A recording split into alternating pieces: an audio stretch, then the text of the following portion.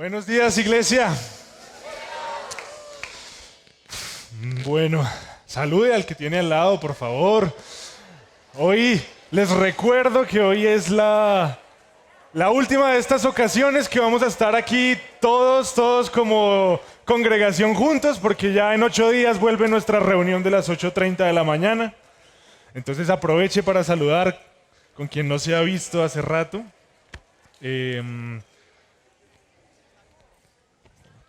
Hoy los pastores se encuentran de viaje, como siempre les mandan muchos saludos.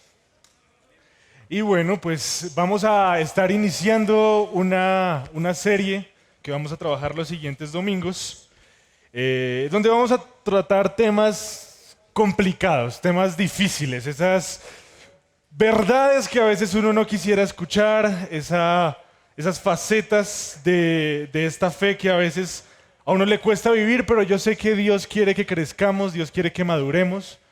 Y quiero empezar orando. Padre, gracias por este día. Gracias porque tú tenías una cita con nosotros, porque estaban tus planes que hoy estuviéramos aquí escuchando este mensaje. Espíritu Santo, por favor, háblanos hoy, Dios. Abre nuestros oídos, prepara nuestros corazones como tierra fértil para que la palabra que tú nos des hoy produzca mucho fruto en nuestras vidas, Dios, porque estamos convencidos de que tú nos quieres ver crecer. En nombre de Jesús, amén. Bien, entonces, incómodo. Ese es nuestro tema del día. Pregúntele al que tiene al lado, ¿estás incómodo?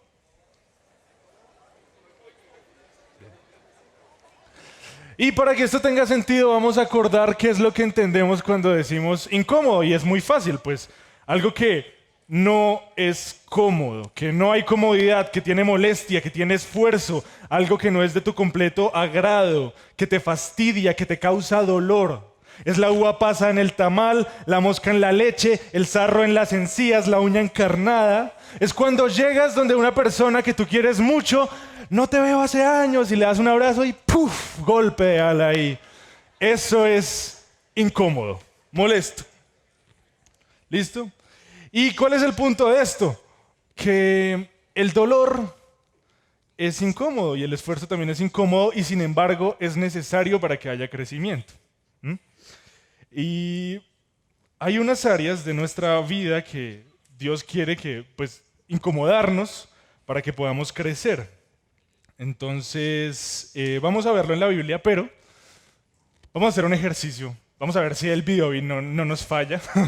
Espero que no. Hoy vamos a hacer un ejercicio súper tradicional, pero al final les voy a prometer que se los voy a explicar. Entonces, algunos versículos van a aparecer completo el texto de allá arriba. Cuando aparezca, quiero que nos pongamos de pie y lo leamos juntos. ¿Listo? Entonces, vamos a empezar ahora sí con un versículo famosísimo sobre esto que está en Juan 12:24. Antes de ponerlo ahí, Jesús acaba de llegar a Jerusalén en este versículo, ¿cierto? Justo antes de que ya fuera a ser entregado.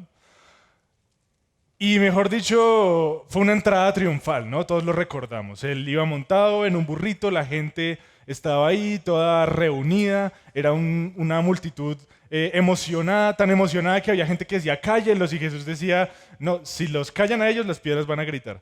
Entonces fue una entrada súper triunfal.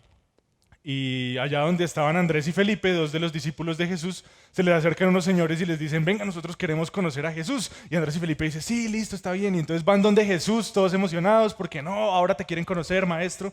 Y pasa lo de este versículo. ¿Estamos? ¿Lo hay? Pero no lo hay contexto. Bueno, el versículo es Juan 12:24, que dice, ciertamente les aseguro que si el grano de trigo no cae en tierra y muere, se queda solo. Pero si muere, produce. El siguiente versículo, que nos deja ver este tema de la incomodidad. Antes de lanzarse a la tierra prometida, cuando Moisés le delega a Josué el liderazgo del pueblo de Israel, antes de ir allá a meterse de cabeza en todo esto, cuando viene como ese llamamiento de Josué, dice en Deuteronomio 31:23, ¿ese sí lo hay contexto? Tampoco, listo. Dice, Y el Señor le dijo a Josué, le dio a Josué, hijo de Nun, esta orden: esfuérzate y sé valiente. Y ahí están las dos palabras. Primero, por un lado, la semilla que cae en tierra y muere, Jesús obviamente hablando de que él iba a tener que ser sacrificado. Y en este caso, Dios le dice a Josué: esfuérzate. Entonces, como ya dijimos, este esfuerzo tiene que ver con lo incómodo. Y ya para meternos de frente con el tema, vamos a hablar a lo largo de todos estos días, de estos domingos, de lo incómodo, pero hoy puntualmente vamos a hablar de un tema bien incómodo, que es la iglesia. La iglesia es incómoda. Y todos los que estamos aquí, así vengas por primera vez, hemos tenido que dar un paso incómodo en la iglesia. Pero entonces, ¿qué entendemos por iglesia? Pues iglesia somos todo el conjunto de personas que creemos que Jesús es nuestro Señor, nuestro Salvador. Somos tantos que nos tenemos que reunir en congregaciones diferentes, y ahí es donde entra lo interesante, ¿no? Porque hay diferentes congregaciones y algunas congregaciones tienen más énfasis en alguna cosa, les gusta más algún tipo de estilo, pero en general somos lo mismo, somos la misma familia.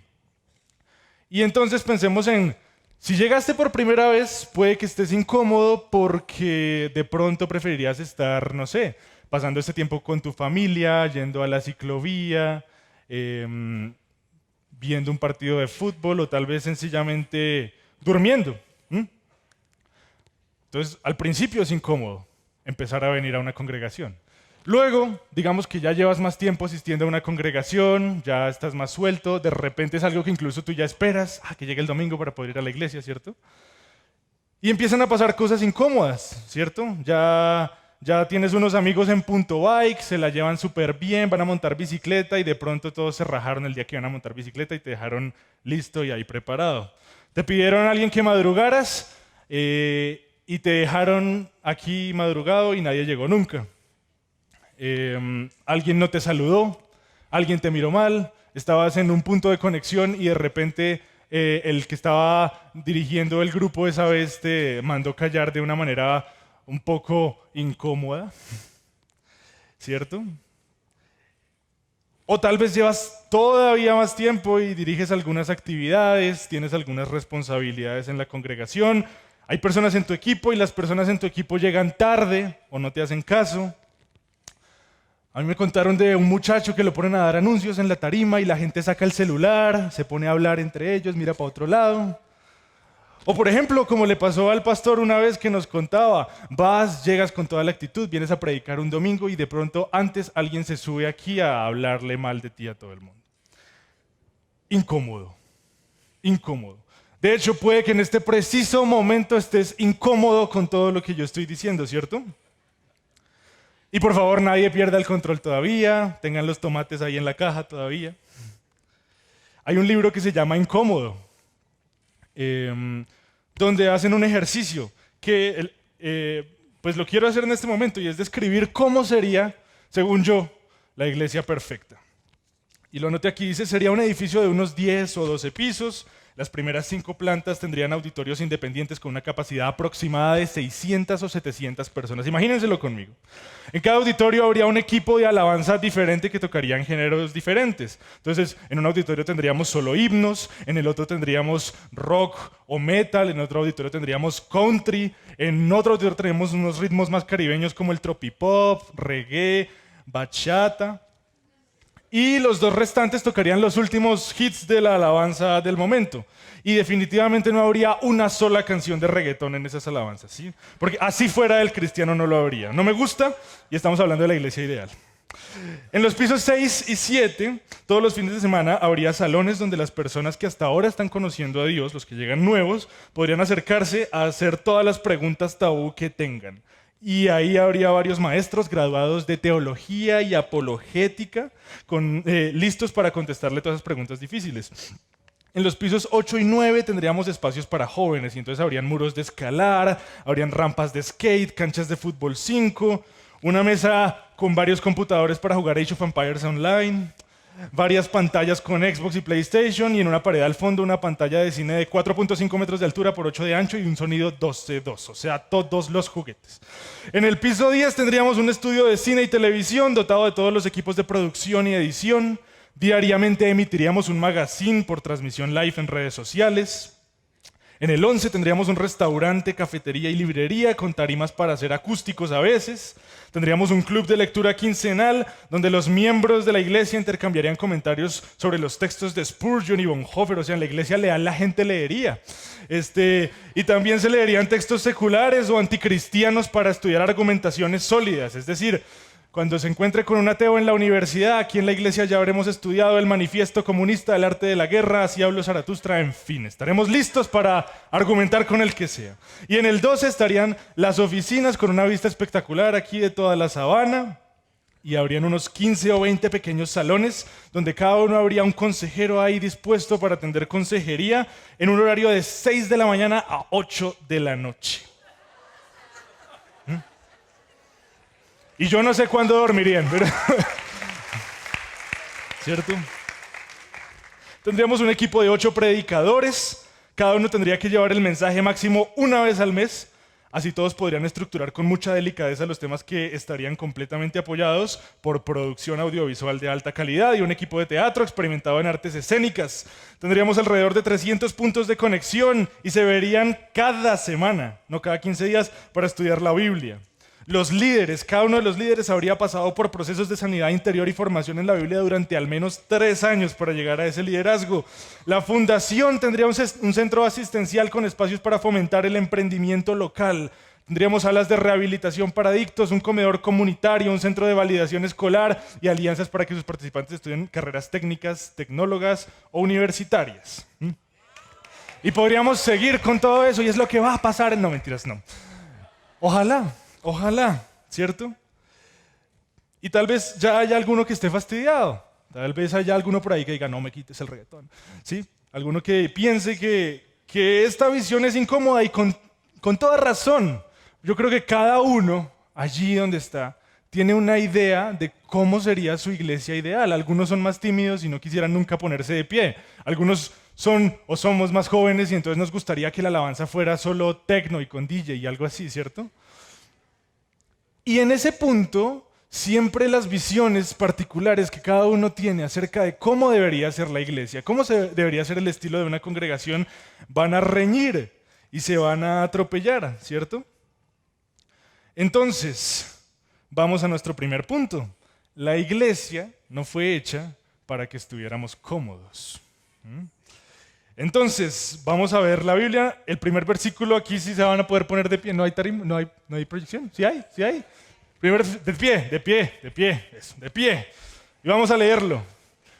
Dice ahí, 1, 2, 3. Y sobre esta piedra edificaré mi iglesia. Y las puertas del reino de la muerte no prevalecerán contra ellos. Muy bien, siéntense por favor. Gracias.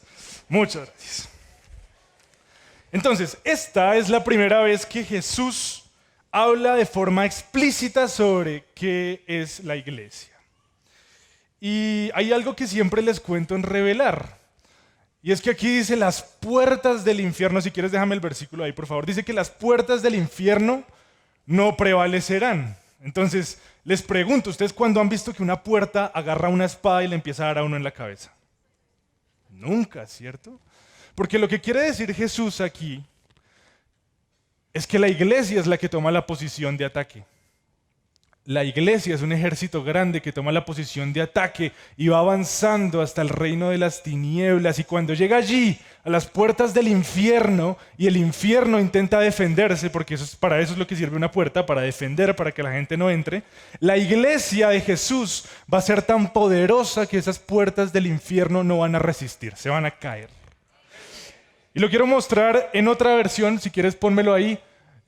Lo tengo en un texto en inglés, el mismo versículo, que traduciría algo así como: esta es la roca sobre la que pondré a mi iglesia. Una iglesia que se expande con tanta energía que ni siquiera las puertas del infierno serán capaces de mantenerla fuera. Creo que ese es el punto de lo que Jesús estaba diciendo ahí sobre su iglesia. Su iglesia es un ejército. Su iglesia toma la posición de ataque, la posición de ofensiva contra las tinieblas, y eso no es nada cómodo, eso implica muchísimas cosas. Y para empezar requiere que te comprometas con un estilo de vida que esté enfocado en parecerte cada vez más a Jesús. Por eso, en el mensaje pasado, de repente me emocionaba mucho cuando hablaba de cómo a veces vemos unas iglesias tan grandes y a la vez tan irrelevantes. Porque si la iglesia fuera la iglesia, las tinieblas no podrían resistir, tendrían que irse. La corrupción no debería existir si está la iglesia, no deberíamos tolerar, ¿cierto? Por ahí hay un libro en el que dice, hay un mal que debería dejar de existir por causa de que tú eres hijo de Dios.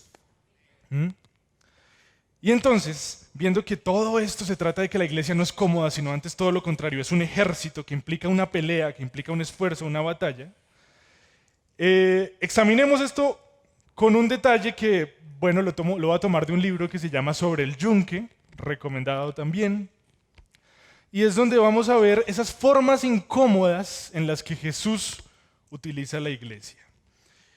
Y se divide básicamente, el libro habla sobre cómo Dios trata nuestra vida, sí, pero quiero relacionarlo con cómo funciona la iglesia, porque creo que tiene todo que ver. Y veo que hay tres partes en la iglesia. Que hay una pila de chatarras, que hay un horno y un yunque, y que hay un estante con herramientas. Y al final, la iglesia, ¿qué es? Es un taller de herrería, el taller del maestro. ¿Bien? Entonces, empecemos hablando de esto.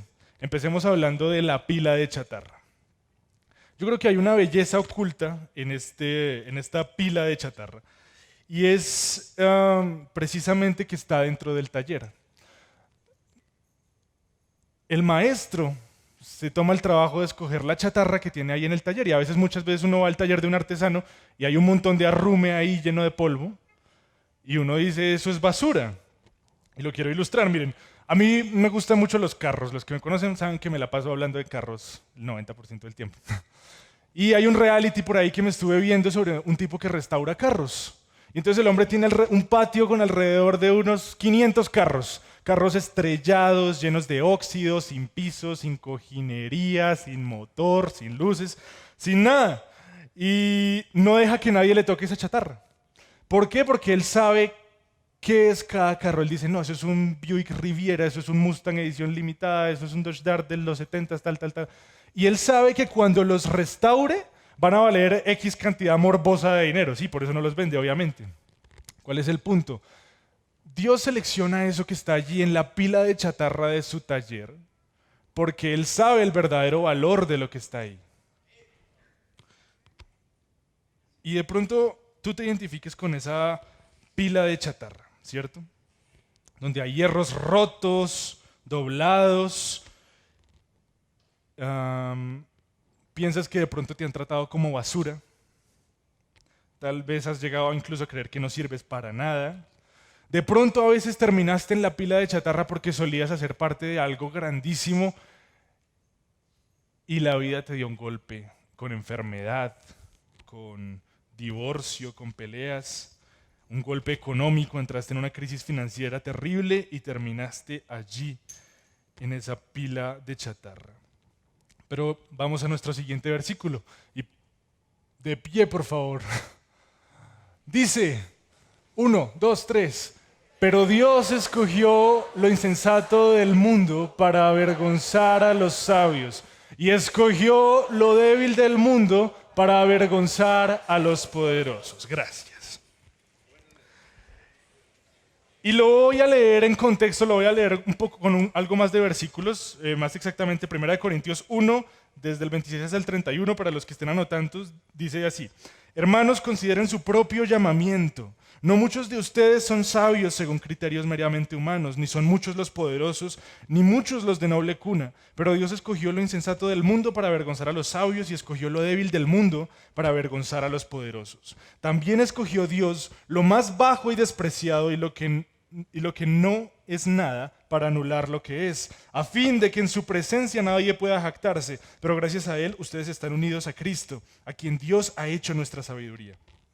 es decir, nuestra justificación, santificación y redención, para que, como está escrito, si alguien ha de gloriarse, que se gloríe en el Señor. Es incómodo estar en la pila de chatarra. Yo creo que nadie, si les dijera qué parte quisieran escoger del taller, nadie diría yo quiero estar en la pila de chatarra, ¿cierto? Pero el maestro te trajo dentro del taller porque quiere hacer algo contigo. Y es que Él fue el que te trajo a esa pila de chatarra. Si hoy entraste aquí por alguna razón, es porque Él te está invitando a entrar. En la Biblia lo dice también, dice, no me escogieron ustedes a mí, sino que yo los escogí a ustedes, en Juan 15:16. Y lo que leíamos ahorita en Corintios, Él es nuestra gloria. Él te escogió a ti no porque estés hecho pedazos o no porque tal vez antes de estar hecho pedazos eras excelente, sino porque Él quiere hacer algo tan impresionante contigo que como cuando un artesano hace una obra maravillosa, un anillo, alguna escultura, la gente sí puede decir qué obra tan bonita, pero ¿qué va a decir del que la hizo? Es un maestro, es un duro, es maravilloso. Lo que Dios va a hacer contigo es para que Él reciba toda la alabanza. Por eso dice Corintios otra vez, si alguien ha de gloriarse, que se gloríe en el Señor. Pero les tengo una advertencia si alguien se está identificando con esta pila de chatarra. Y es que puedes caer en el error de conformarte y conmiserarte.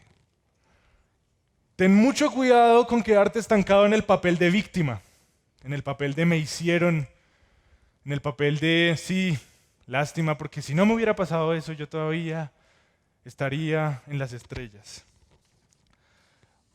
O tampoco cometas el error de pensar que Dios te quiere así como eres, como una chatarra. Dios te acepta como vienes, hecho chatarra, pero ni por un segundo creas que quiere dejarte como estás. Efesios 4:17-24 dice, así que les digo esto y les insisto en el Señor, no vivan más con pensamientos frívolos como los paganos a causa de la ignorancia que los domina y por la dureza de su corazón. Estos tienen oscurecido el entendimiento y están alejados de la vida que proviene de Dios. Han perdido toda vergüenza, se han entregado a la inmoralidad, no se sacian de cometer toda clase de actos indecentes.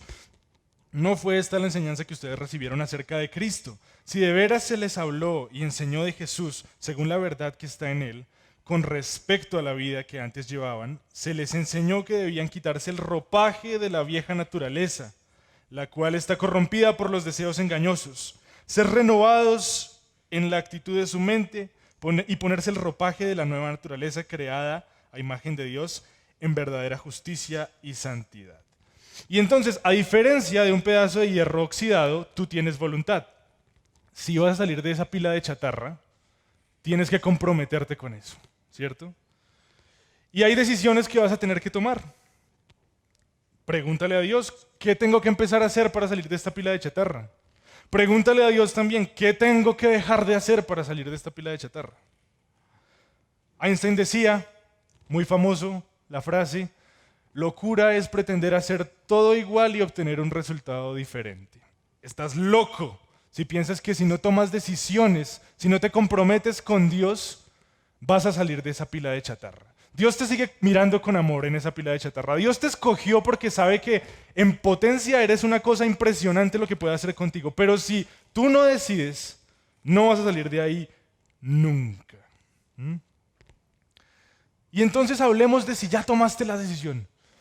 Si yo dije, Dios, quiero salir de esta pila de chatarra.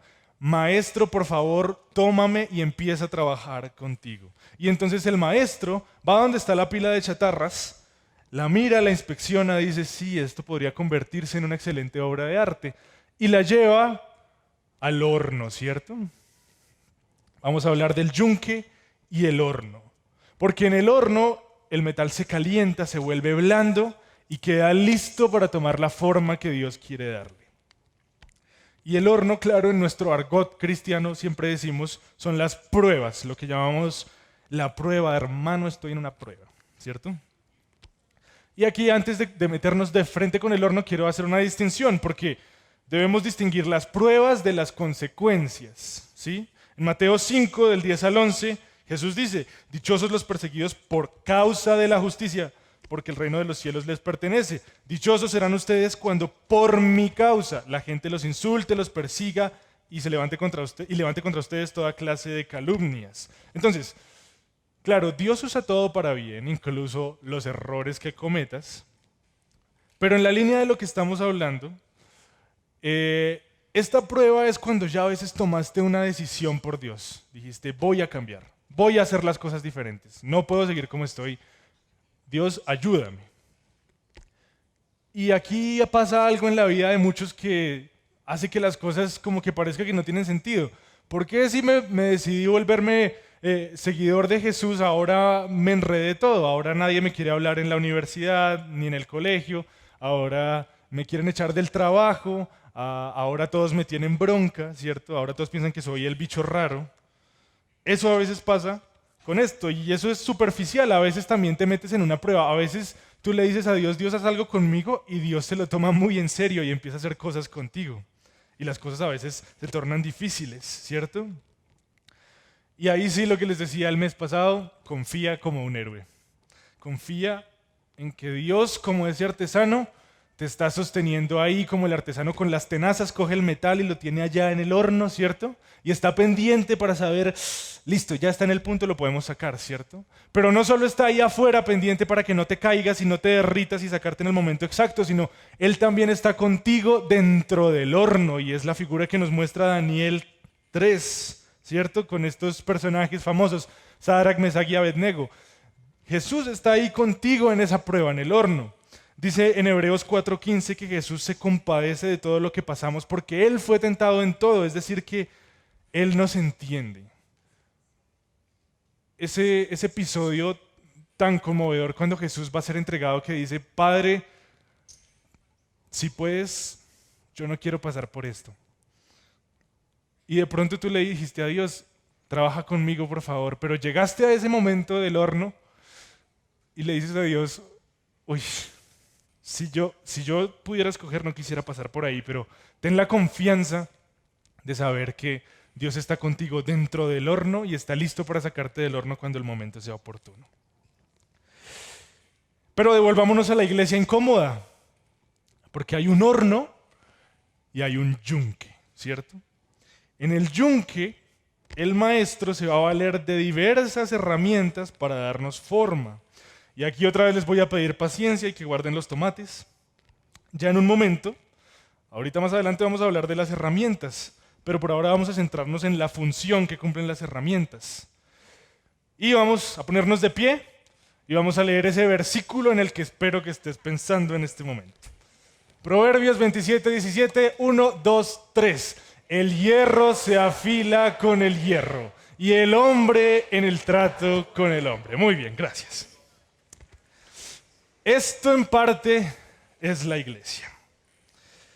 Si vamos a ir a esa batalla, si vamos a ir hasta las puertas del infierno y tirarlas abajo, vamos a requerir de ese filo, ¿cierto? Vamos a tener que aprender a comprometernos con la misión de la iglesia, que es efectivamente hacer que esas tinieblas retrocedan, ¿cierto? A pesar de la humanidad de la iglesia. Y eso va a requerir mucho tiempo, mucha madurez y toneladas impresionantes de amor. Al recibir a Jesús como Señor y Salvador, entramos a formar parte de la familia de la fe. Y esto no quiero que lo tomemos por el lado cursi, es una cosa muy seria, somos parte de la familia de la fe, eso es lo que dice la Biblia. En una familia los papás tienen que enseñarle a los hijos, ¿cierto? O si no, se malcrían cuando los dejan hacer lo que quieren, ¿cierto? A veces los hijos peleamos con los papás. A veces, cuando los hijos estamos un poco más grandes, incluso a veces sentimos que tenemos la razón. Pero Dios nos manda que igual tenemos que respetar a nuestros papás. Si tienes hermanos, seguro que alguna vez has peleado con tu hermano. A veces el hermano mayor entiende mejor algunas cosas que el hermano menor. Pero a veces el hermano menor es muy pilo y tiene un punto muy claro que el hermano mayor no logra ver.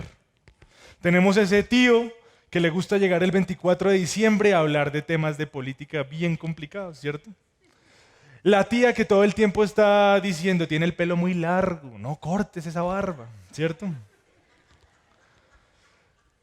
Tenemos el abuelo que tiene muchísimo que enseñarnos a veces y a veces decimos ese viejo terco y lamentablemente ignoramos a los ancianos, ¿cierto?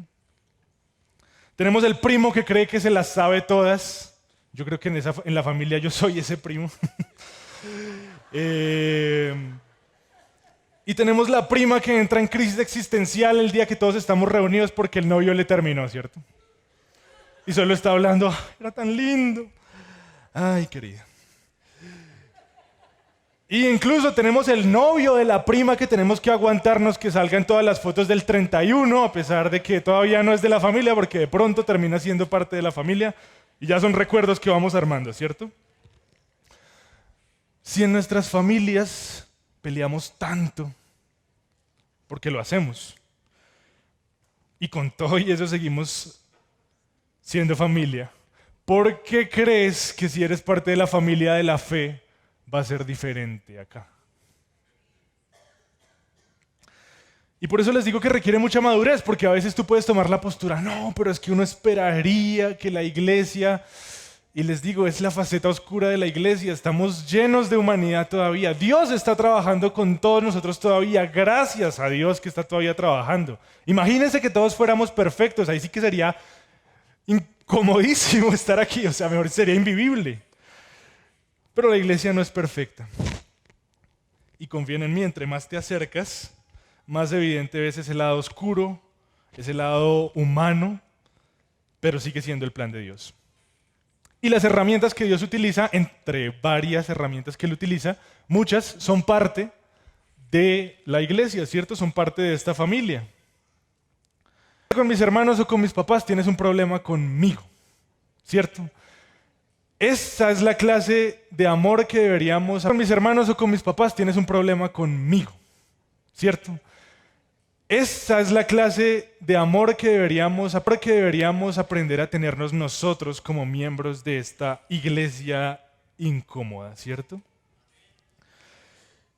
Y antes de salir de este punto del yunque, quiero tocar un tema rápidamente que lo explico en Revelar, pero hay un punto que tiene todo que ver con esto de la iglesia como familia, ¿cierto? Y es la armadura de la fe, Efesios 10:17, se los súper recomiendo que lo lean, un pasaje espectacular. Nos dice que hay un cinturón de la verdad, una coraza de la justicia, una espada del Espíritu, un calzado del Evangelio, un casco de salvación y un escudo de la fe. Y yo conozco muchísimos cristianos que en vez de hacer esto, hacen esto. Me pongo el yelmo de la salvación, me pongo la coraza de la justicia, el cinturón de la verdad, el calzado del Evangelio de la paz, ¿cierto? Y no, si eso te sirve para acordarte, ¿qué es lo que quiere decir este pasaje? Que ya lo vamos a explicar, pues bien, pero si no sabes, mejor no lo hagas. ¿Qué quiere decir esto? Pablo aquí está haciendo una referencia muy directa a la armadura de un centurión romano, ¿sí? Y aquí voy a necesitar toda su imaginación y espero que hayan visto muchas películas en Semana Santa. Sin ese cinturón de la verdad, la armadura se te desparrama y se te cae por todos lados. Así que lo que Pablo está diciendo es, di siempre la verdad, anda siempre con la verdad. Es nada más que eso, no es que hagas la mímica de ponerte el cinturón de la verdad, sino que seas un buen cristiano y di siempre la verdad. Cuando dice la coraza de la justicia, la coraza protege órganos vitales. Está diciendo cuando el enemigo venga a atacar tus órganos vitales espiritualmente hablando, recuerda que Cristo te justificó con su sacrificio y Él no puede tocarte. Y tienes que vivir en justicia. Cuando dice el calzado del Evangelio, lo que quiere decir es que los romanos cuando marchaban iban haciendo caminos a donde iban, ¿cierto? Y lo que quiere decir es que cuando tú marches, tus acciones a donde tú vayas, deberías crear puentes con el Evangelio. Eso es lo que se está refiriendo ahí. Cuando dice que te pongas el yelmo de la salvación, te está diciendo, cada vez que llegue ese pensamiento de que volviste a caer en pecado y que no tienes nada que ver con Dios, de que no te mereces que Dios te perdone, recuerda que Dios te hizo salvo, que ya eres salvo y que tampoco tienes por qué vivir amarrado al pecado. Cuando habla de la espada del Espíritu, que es la palabra de Dios, se refiere precisamente a la espada gladius de los romanos, que no era para ir allá a atacar y mandar el versículo por Facebook que ofende a todo el mundo y lo separa del evangelio. Lo que está hablando es que uses la Biblia como la usaba Jesús para defenderte. Y entonces cuando llega la tentación, tú le respondes al enemigo: escrito está, la espada del Espíritu, ¿cierto? Y hay un punto importantísimo en esta armadura que tiene que ver con todo esto que tenemos que hacer como familia, como iglesia, y es el escudo de la fe. El escudo romano cubre casi todo el cuerpo. Es algo supremamente absurdo para usar en el combate mano a mano. No tiene sentido, porque es muy pesado. Pero cuando se usa en comunidad, se pueden hacer grandes formaciones que te permiten avanzar y tomar puntos estratégicos en el campo de batalla. Incluso pueden hacer formaciones tortuga que hacen que ninguna lanza y ninguna flecha les pegue, incluso curar personas en la mitad del campo de batalla. El escudo de la fe, si lo utilizáramos así, iglesia, si usáramos el escudo de la fe todos juntos, sin dejar huecos como en esas formaciones que seguramente ustedes hayan visto en películas, sería un arma poderosísima. Imagínense si todos protegemos con ese escudo de la fe al hermano que está herido en combate en vez de todos caerle encima. Imagínense si marchamos todos juntos con ese escudo de la fe en lugar de atacarnos entre nosotros. Imagínense cómo sería si todos estuviéramos orando de acuerdo por lo mismo, porque la Biblia dice que hay un poder impresionante cuando nos ponemos de acuerdo para orar por las mismas cosas. Imagínense cómo retrocederían las tinieblas. Pero nos dedicamos a decir que cuando alguien comparte una petición de oración es un nerd y no ha entendido cómo funciona la vida en el Espíritu. Recuerdo que Jesús dijo en su última noche en esta tierra que ellos puedan ser como tú y yo, que ellos puedan ser uno, como tú y yo somos uno. Hablando de esa iglesia incómoda que tiene que ver con unidad. Y por eso quería tocar el tema del escudo de la fe. Y llegamos al punto, el estante de las herramientas. Y aquí hay una canción. Por favor, pásame la canción. Vamos a ponerla. Y quiero que le pongan atención a la letra de esta canción.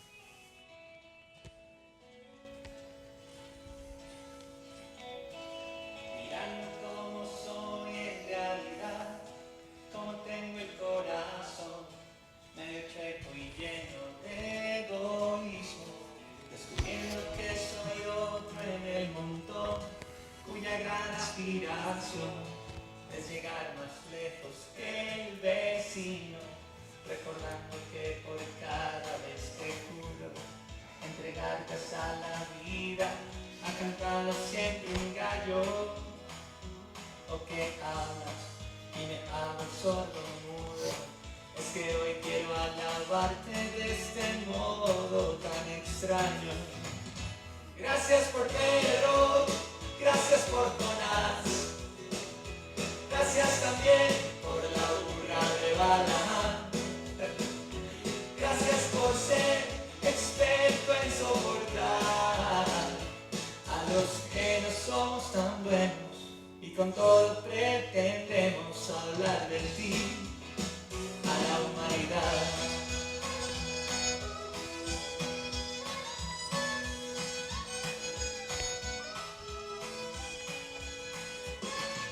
Sería de nosotros sin tener la certeza de que ves con amor a estos personajes que quisiste conformar tu selección con aquellos que no son jugadores muy profesionales, que te encanta desafiar la religión y hacer cosas grandes con instrumentos tan inesperados. Yo me miro en el espejo y con razón solo puedo agradecer por semejantes hermanos. Gracias por Pedro, gracias por Jonás, gracias también por la burra de Balaam. Gracias por ser experto en soportar a los que no somos tan buenos y con todo pretendemos hablar de ti, hablar de ti.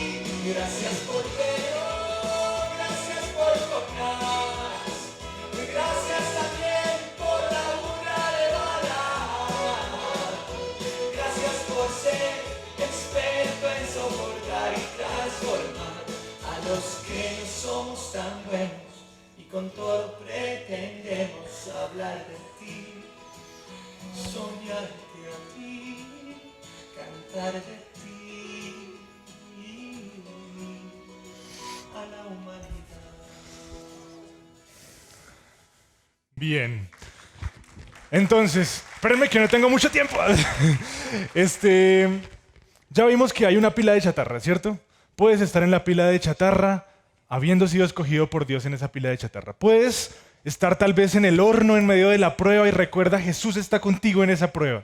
Puedes también estar en el yunque y las herramientas que Dios utiliza, lo único que pretenden es hacer lo mejor de ti. Cuando las herramientas del maestro te estén golpeando, no mires la herramienta, mira al maestro. Pero ahora sí llegó el turno de las herramientas. Dios te forjó en ese yunque y ahora eres una herramienta muy útil en sus manos. Pero ten cuidado porque las herramientas pueden romperse en el uso, ¿cierto? Si alguien distinto al maestro toma la herramienta, puede estropear algo. Las herramientas eventualmente pierden el filo y tienen que regresar al yunque. Y con todo y todo, las herramientas siempre pueden ser mejoradas. Y yo creo que lo más importante que tienes que tener presente, si eres una herramienta de Dios, es que no eres un producto terminado. Que Dios va a seguir llevándote a ese yunque o a ese horno eventualmente para hacerte mantenimiento o para aplicarte mejoras. Así que ni por un momento cometas el error de creerte más que el que está en el yunque o que el que está en la pila de chatarra.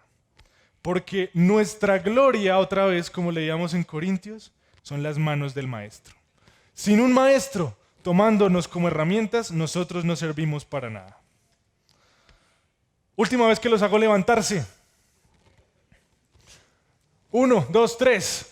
Por lo tanto, si alguien piensa que está firme, tenga cuidado de no caer. Bien, gracias. Y lo voy a complementar con Gálatas 6, del 1 al 6. Dice, hermanos, si alguien es sorprendido en pecado, ustedes que son espirituales, ustedes las herramientas, deben restaurarlo con una actitud humilde. Pero cuídese cada uno porque también puede ser tentado. Ayúdense unos a otros a llevar sus cargas. Así cumplirán la ley de Cristo. Si alguien cree ser algo, cuando en realidad no es nada, se engaña a sí mismo. Cada cual examine su propia conducta. Y si cree que tiene algo que presumir, que no se compare con nadie. Que cada uno cargue con su propia responsabilidad. El que recibe instrucción en la palabra de Dios, comparta todo lo bueno con quien le enseña. Cuando estás siendo usado por Dios, ten cuidado de no terminar siendo usado por el diablo. El hecho de que Dios te esté utilizando como herramienta en sus manos no quiere decir que Él apruebe todo lo que haces. Y por eso se recomienda que examinemos nuestra propia conducta. En Romanos 14, del 10 al 13 dice, tú entonces, ¿por qué juzgas a tu hermano? ¿O tú por qué lo menosprecias? Todos tendremos que comparecer ante el tribunal de Dios. Está escrito, tan cierto como que yo vivo, dice el Señor. Ante mí se doblará toda rodilla y toda lengua confesará a Dios. Así que cada uno de nosotros tendrá que dar cuentas de sí mismo a Dios. Por tanto, dejemos de juzgarnos unos a otros. Más bien propónganse no poner tropiezos ni obstáculos al hermano. Y los invito a que en su casa lean todo el pasaje completo de Romanos 14. Ahí nos habla de un personaje que es el hermano más débil, el hermano más frágil en la fe, el que todavía no ha madurado tanto, el que tal vez es un poco hipersensible cuando llega la herramienta a trabajar con él, el que a veces le cuesta ver a Dios utilizando la herramienta y se queda solo con que la herramienta a veces es muy áspera. Pero lo que Dios dice acerca de ese hermano débil es: cuiden al hermano débil, no seas una piedra de tropiezo para el hermano débil. Ten mucho cuidado con eso, porque Dios te va a pedir cuentas de eso. Y si te identificas con las herramientas, yo creo que ya sabes que Dios te llamó, ¿cierto? Que Dios te está usando, que ese plan que a veces cuando estabas en la pila de chatarra veías distante, ahora lo ves mucho más tangible. Gracias a Dios por eso. Pero seguimos en una iglesia incómoda. Y no es mala, es incómoda, porque en parte esa incomodidad consiste en servir a otros. Y en esa parte tú como herramienta estás ahí. Sé una buena herramienta. Revisa tu conducta. Pregúntate, ¿hice tropezar a alguien? Y si es así, espero que tengas la madurez suficiente para pedir perdón y enmendar el daño. Y ten cuidado si piensas que de pronto tus ofensas son superficiales, porque evidentemente puede que hayan sido superficiales, pero al hermano débil le dolieron como no lo imaginas y tal vez está siendo una piedra de tropiezo para que ese se aleje de esta familia hermosa. Cuidemos a ese hermano débil aunque nos cueste, aunque a veces sea hipersensible, le cueste perdonar, aunque a veces ese hermano débil ni siquiera te perdone. Cuidémoslo. Como herramienta forjada tienes el poder de armar y desbaratar la obra de Dios en alguien. No me malentiendas, Dios hace la obra y solo es Él quien la construye, pero tú con tus palabras puedes edificar a otro o destruirlo. Así que mantente en las manos correctas, que son las manos del Maestro.